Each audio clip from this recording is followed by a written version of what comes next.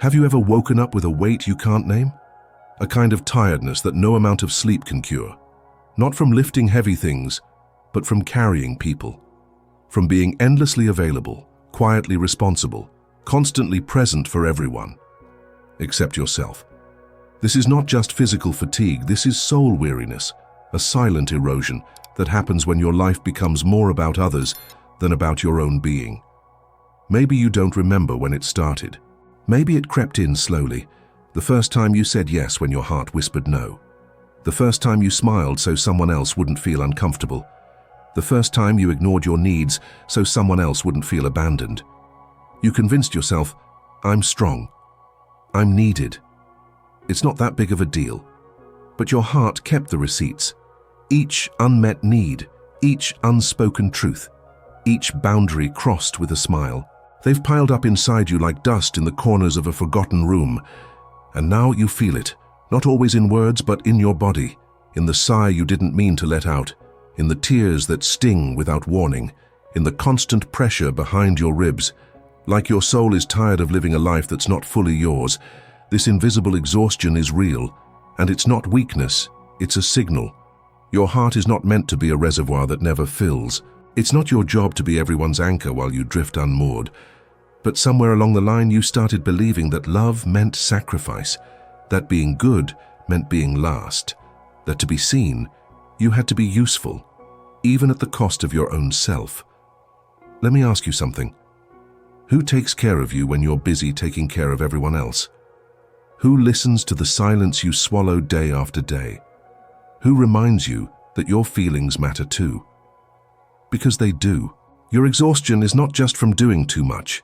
It's from not being met, not being mirrored, not being chosen by others, and more painfully by yourself. And still, you keep giving. Why? Maybe because you've equated your worth with your ability to hold others. Maybe because you fear that if you stop, they'll stop loving you. Or maybe because deep inside, you still believe that your own needs are a burden. But I want you to pause for a moment, not to fix anything, not to make another plan, just to feel, to touch the ache beneath your kindness, to breathe into the fatigue behind your smile, to honor the quiet truth rising inside you.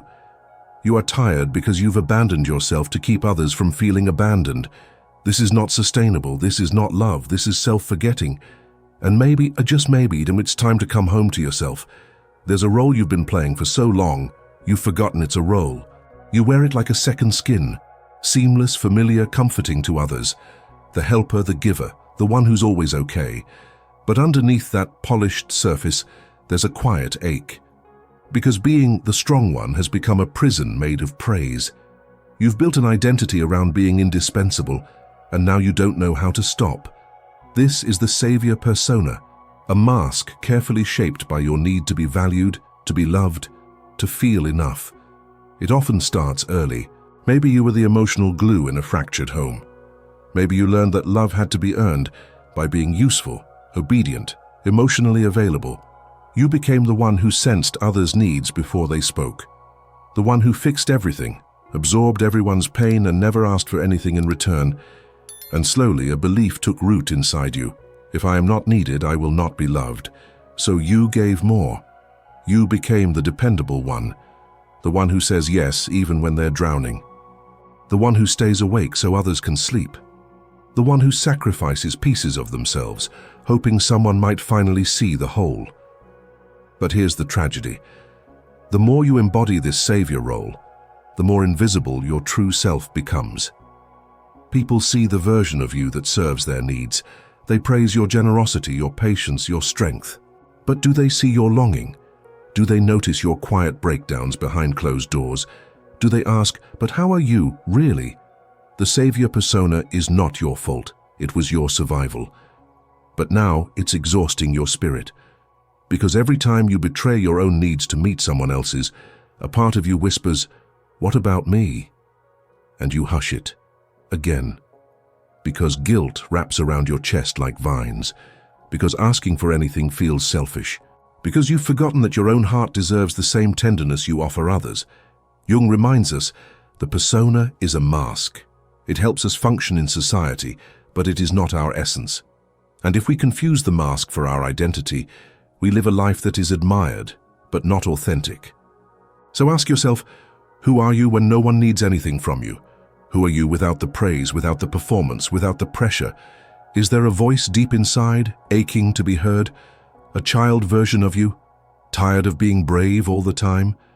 Let that voice speak, not to destroy the love you give, but to include yourself in the circle of that love. You don't have to be the savior. You don't have to carry everyone. You were not born to abandon yourself in the name of goodness. Maybe in true strength is not in how much you can give, but in the moment you say, I matter too. There is a kind of pain that doesn't scream. It doesn't crash through your life in chaos. It seeps, quietly, invisibly, through the cracks of every day. This is the pain of self-neglect, not the kind you see in obvious wounds or dramatic breakdowns. No, this pain wears a smile. It shows up to work. It remembers birthdays. It texts back with kindness. And yet, it is dying a little more each day. When you chronically abandon your own needs, your soul begins to grieve. But it grieves silently, because it's been taught that your needs are too much, or worse, that they simply don't matter. So you stay silent. You tell yourself you're fine. You give more. You stretch further. You convince yourself that being needed is enough, even when you feel unseen. But something inside you is cracking. You notice it in small ways. The fatigue that doesn't go away. The resentment you try to swallow. The quiet envy when others choose themselves and you don't know how. This isn't just emotional exhaustion, it's spiritual starvation. Because your soul was not meant to live on crumbs of love and borrowed oxygen. It was meant to breathe, to feel, to take up space in your own life. But somewhere along the way you learned that love was something you earn by disappearing. That to be accepted, you had to shrink. To be chosen, you had to prove your worth over and over again. And so you became the background character in your own story, essential to everyone else's plot, but missing from your own. You've mastered the art of making others feel safe. But have you ever created safety for yourself? When you neglect your needs long enough, they don't disappear. They distort. They become anxiety, irritability, numbness. They leak through your body as insomnia, chronic tension, sudden tears. Because the body keeps score, the soul remembers, and your heart, tired as it may be, is still trying to be heard. Neglect is not just what others do to us. It's what we do to ourselves when we stop listening, when we stop caring, when we treat everyone else as sacred and treat ourselves as an afterthought. But here's the truth. Your needs are not a burden. Your emotions are not interruptions. Your longing is not weakness. They are messages, sacred, insistent whispers from the soul saying, "Come back to me. I miss you." You don't need permission to care for yourself. You don't need to wait until you're breaking to finally listen. Your healing begins the moment you decide, I am allowed to matter. I am worthy of my own love. I choose me, not instead of others, but alongside them. Because no one else can give you what only you can reclaim, your own presence. And perhaps in that quiet choice, you begin to return to the home within you. There is a silent grief that lives inside those who give more than they receive. It's not loud, it's not dramatic, but it carves its way through the soul like water through stone, slowly, relentlessly. This is the shadow of unreciprocated love. You love deeply. You show up. You remember the little things. You anticipate needs. You offer yourself without hesitation. But when the moment comes, when you need to be held, seen, chosen, there's an absence. A silence that stings more than words ever could. It's not just the lack of gestures, it's the emotional imbalance. You pour and pour and pour, hoping that eventually someone will see how empty you're becoming, but they don't, because they've grown used to your abundance, to your willingness, to your invisibility. And the hardest part, you rarely ask for more, because somewhere deep inside, a voice whispers, you shouldn't need this. You should be stronger. If they loved you, they would just know. So you carry the ache alone. This is the shadow at work. Not the kind of darkness that makes you cruel, but the kind that convinces you to shrink your needs in order to be loved. The kind that tells you your value is measured by your usefulness, not your essence. And here lies the danger. When love is unbalanced for too long, it becomes performance. You start anticipating what others want from you, and forget what you want for yourself. You smile when you're lonely. You give when you're empty. You stay when your soul is begging you to walk away. But here's the truth. Love that only flows in one direction isn't love. It's self-erasure. And it's not always their fault. Often it's a pattern rooted in your unconscious, a script you didn't write but keep acting out. Maybe you had to earn love as a child. Maybe affection was conditional, attention was rare, and approval came only after sacrifice. So now as an adult, you repeat the pattern, not because it's healthy, but because it's familiar. But familiarity is not the same as fate. You can stop. You can begin to notice when your giving is a cry for connection. You can begin to question the relationships that require your silence to stay intact. You can begin to say, I deserve to be met, fully, softly, honestly. The people who truly love you won't just take. They'll notice your fatigue. They'll listen to the emotion behind your words. They'll ask how you are, and wait for the real answer. You are not hard to love. You are not too much. You are simply asking for what every soul needs, to be seen, to be valued, to be loved back. And if someone cannot offer that, it is not your failure. It is your signal to begin turning inward, to reclaim what you keep handing away, to become the love you've been waiting for. Imagine this. There is a well in the center of a garden. Beautiful, deep, once overflowing with cool, clear water. Every flower bloomed because of it. Every thirsty soul came to drink. The well gave without question, without pause, without complaint. But over time, the water began to drop, first slowly, then more noticeably. Still, the garden called, and still, the well gave. No one noticed the waterline sinking. No one stopped to ask, is there enough left? They only saw the garden, lush, alive, thriving, and they assumed the well could never run dry. Until one day, it did. This is your heart. This is what happens when you keep giving while your own soul is thirsty. When you offer warmth with frozen hands, when you continue to nourish others while your own roots are starving. You may have believed it was noble. You may have told yourself it's love. But love that depletes your spirit is not love. It is martyrdom. A dry well cannot feed the garden. It becomes a memory, a myth. And still, people gather, expecting something from nothing. Have you felt this? The pressure to keep showing up, to keep smiling, to keep saying, I'm fine, when everything inside you whispers, I'm not. But you've built an identity around being the well, reliable, generous, steady.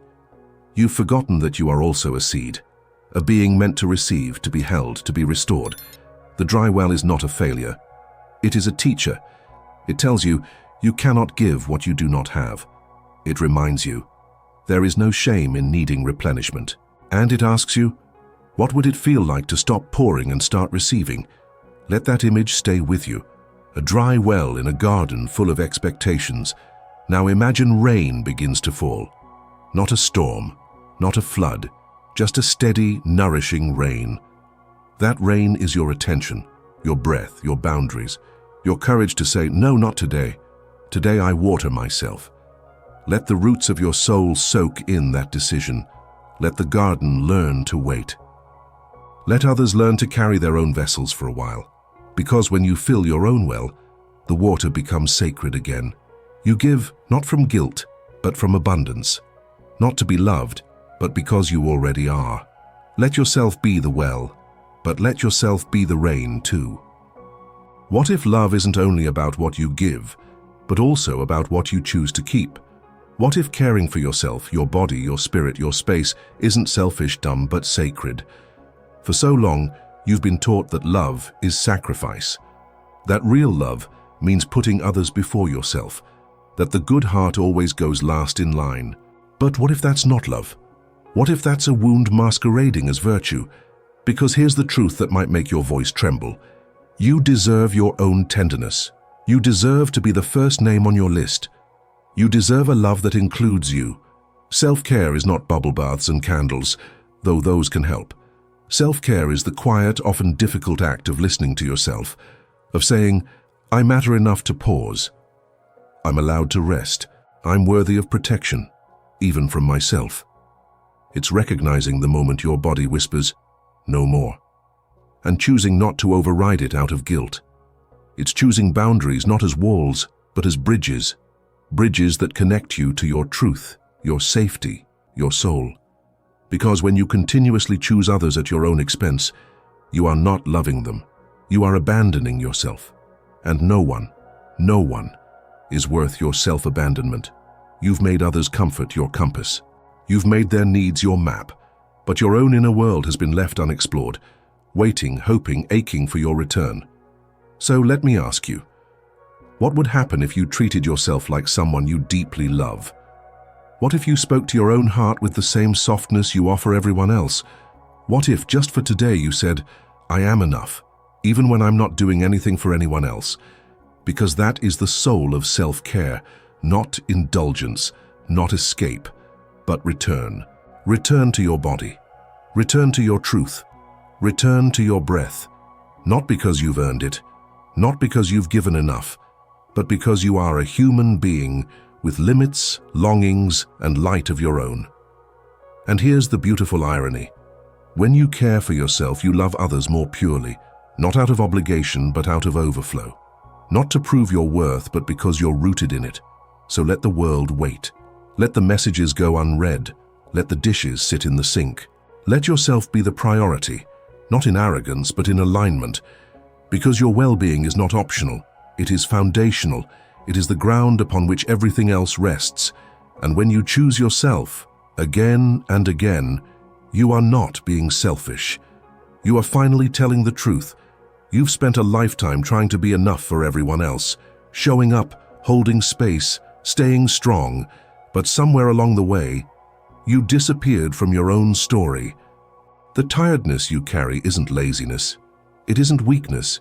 It's the weight of self-neglect dressed as love. But what if today, you stopped resisting the truth that's been knocking at the door of your heart? You are tired not just from doing too much, but from abandoning yourself too often. And this is your invitation, not to become someone new, but to come home to who you were before the world told you to be everything for everyone. So pause with me now.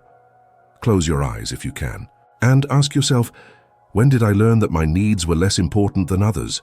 Who taught me that love meant sacrifice without rest? What part of me have I been silencing in order to be loved, accepted, or needed? Let those questions land softly. Let them stir the parts of you that have waited so long to be heard. Because you don't need to be everything for everyone. You need to be real, and whole, and honest. Healing begins not with grand gestures, but with the small, brave act of saying, I matter too. So give yourself permission to rest, to say no, to protect your peace, to take up space. You are not here to save the world by losing yourself. You are here to awaken, to love from fullness, not depletion, to give with open hands, not empty ones. And as Jung once said, what you deny or ignore, you delay. What you accept and face, you transform. This is your moment, to accept your own worth, to choose yourself, to finally return to the one relationship that will shape all the others, the one you have with your own soul.